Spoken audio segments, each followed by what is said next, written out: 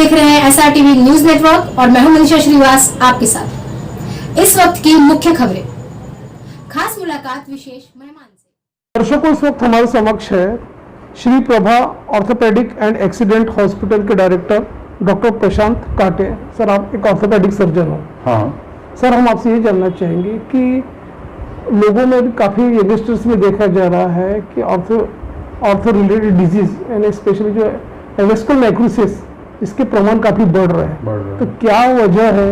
जैसे कोरोना के बाद देख रहे स्टेरॉइड्स का प्रमाण की वजह से हो रहा था, लेकिन अभी ये सिम्टम्स काफ़ी आगे आ रहे हैं। क्या रीजंस उस बारे में बताइए। इसको एवेस्कुलर नेक्रोसिस होने के लिए पास 1 से 2 साल लगते हैं शुरुआत होने के बाद।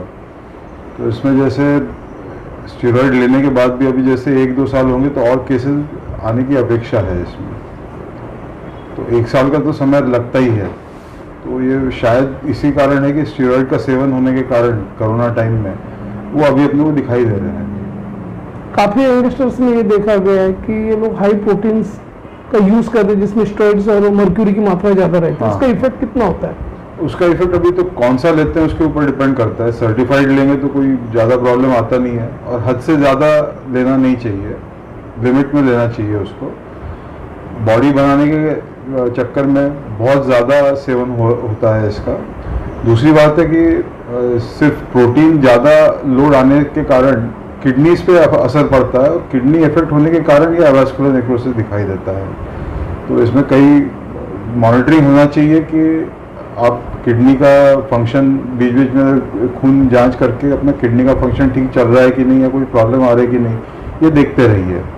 वेट बेयरिंग बोन जो बोलते हैं जिसमें रिडक्शंस होता है, उसकी वजह से भी नेक्रोसिस के प्रॉब्लम काफ़ी बढ़ रहे हैं। क्या वजह है उस बारे में बताइए आप। नहीं, वेट रिडा ऐसा तो मेरे ख्याल में ऐसा नहीं है।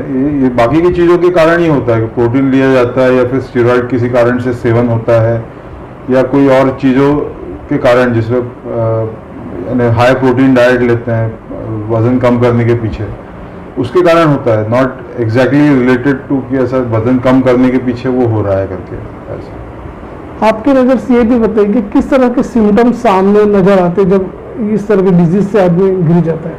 बेसिकली एवेस्कुलर नेक्रोसिस ज़्यादातर होता है हिप जॉइंट में, बाकी के जॉइंट में वो दिखता नहीं है उतना।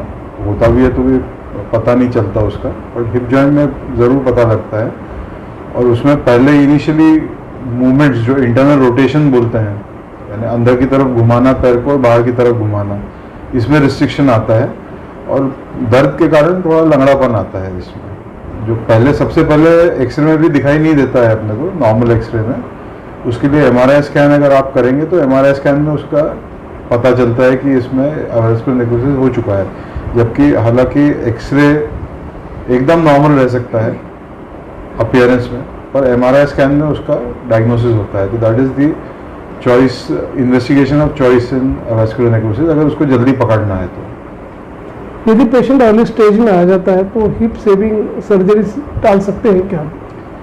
हिप सेविंग सर्जरीज कर सकते हैं, उसका कितना फ़ायदा होता है ये तो समय ही बताता है। पर first line of treatment is hip saving surgery, जिसको कोर डिकम्प्रेशन बोलते हैं। तो उसमें जैसे हिप जॉइंट में 2-3 छेद करके उसको ब्लड सप्लाई बढ़ाने की कोशिश की जाती है, उसमें वो सर्जरीज पहले की जाती है। हेड ऑफ फीवर का रिडक्शन होने से किस तरह के कॉम्प्लिकेशंस आते हैं उस बारे में बताइए। दर्द होता है, इंट्रैक्टेबल पेन होता है, चलना मुश्किल होता है, और हिप का मूवमेंट्स जो फ्लेक्शन है या एक्सटेंशन है वो कम हो जाता है। तो उसमें हर स्टेप में आपको दर्द महसूस होता है बेसिकली। इस तरह के सिम्टम्स आना नहीं चाहिए, तो किस तरह के प्रिवेंशन रखना चाहिए इस बारे में? अनफॉर्चुनेटली इसमें प्रिकॉशन ऐसे कुछ ले नहीं सकते हैं। यही है कि स्टेरॉइड का सेवन और ये जो इसका सेवन है, steroid in the form of protein powder जो दिया जाता है, उसका सेवन कम, या ध्यान रखें कि वो चीज़ें बहुत ही ज़रूरत पड़ने पे ही ली जाए, अदरवाइज ना ली जाए। बाकी एक बार अगर उसमें शुरुआत हो गई किसी चीज़ की, जैसे एवेस्कुलर नेक्रोसिस की शुरुआत हो गई, तो उसको कोई चीज़ नहीं है जो कि उसको रोक सकती है। पोस्ट कोविड सिनेरियो के बाद ये काफ़ी प्रमाण इसका बढ़ा हुआ है नेक्रोसिस का। मोस्ट प्रॉब्ली वही है कि स्टेरॉइड का सेवन उस दौरान ज़्यादा हुआ, उसका कोई पर्याय भी नहीं था, क्योंकि वो जिस तरह की बीमारी थी उसमें steroid was one of the preventing factor या बचाने की वो दवाई है ऐसे समझा जाता था। तो that was the only way out, तो देना तो था ही वो। जब जॉइंट रिप्लेसमेंट की बात आती है तो किस तरह के जॉइंट रिप्लेसमेंट की सर्जरी होती है? मिनिमल इन्वेसिव सर्जरी या अपना जो अपन कंप्यूटराइज जो सेविंग सर्जरी बोलते हैं, तो किस तरह की सर्जरी परफॉर्म होती है? वो तो हेड को निकाल के उसको रिप्लेस किया जाता है, और उसी के साथ इवन जो उसका रूफ रहता है, एसिटाबुलम जिसको बोलते हैं, उसको भी रिप्लेस किया जाता है, दोनों चीज़ों को। इसमें मिनिमल इन्वेजिव बोला तो भी वो मिनिमल नहीं, सिर्फ इंसिजन छोटा रहता है, बाकी यानी 15 टाँकों की जगह 10 टाँकों में किया जाता है। तो उतने तो लगता ही है, क्योंकि जितना बड़ा वो इम्प्लांट अंदर डालना रहता है उतना तो इंसिजन लगता ही है।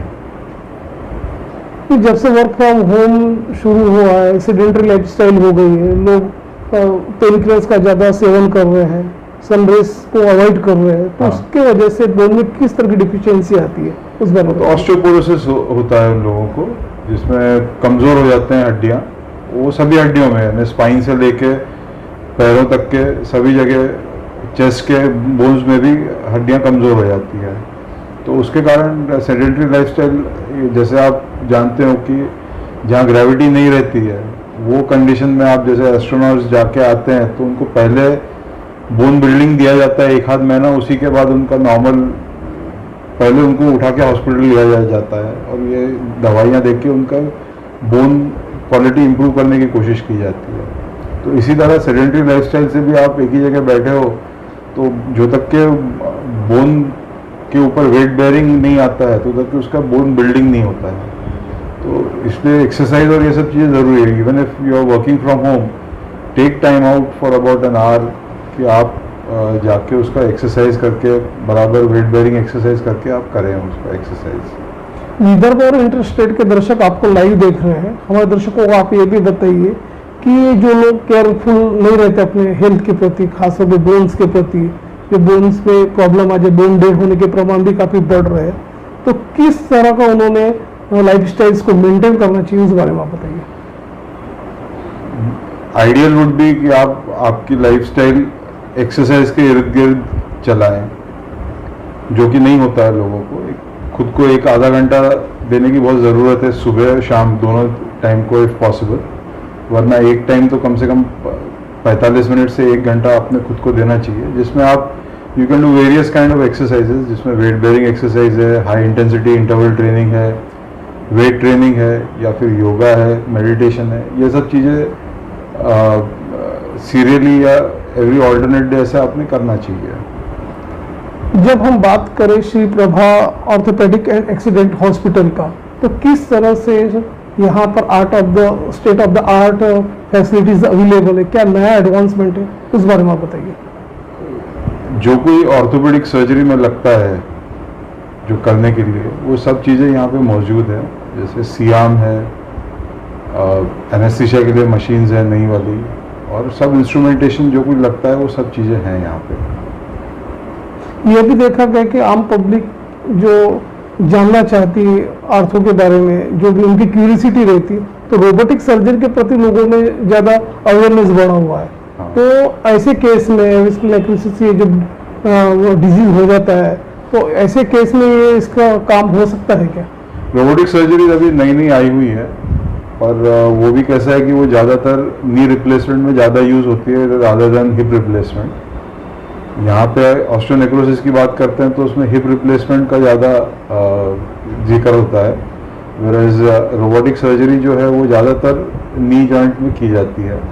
अभी भी कई लोग जो कि अभी एक्सपीरियंस्ड है, they still prefer doing it hands on rather than robotic, because जो चीज़ें जो जितना टाइम उस चीज़ में रोबोटिक सर्जरी करने में, सेटअप करने में जाता है इनिशियली,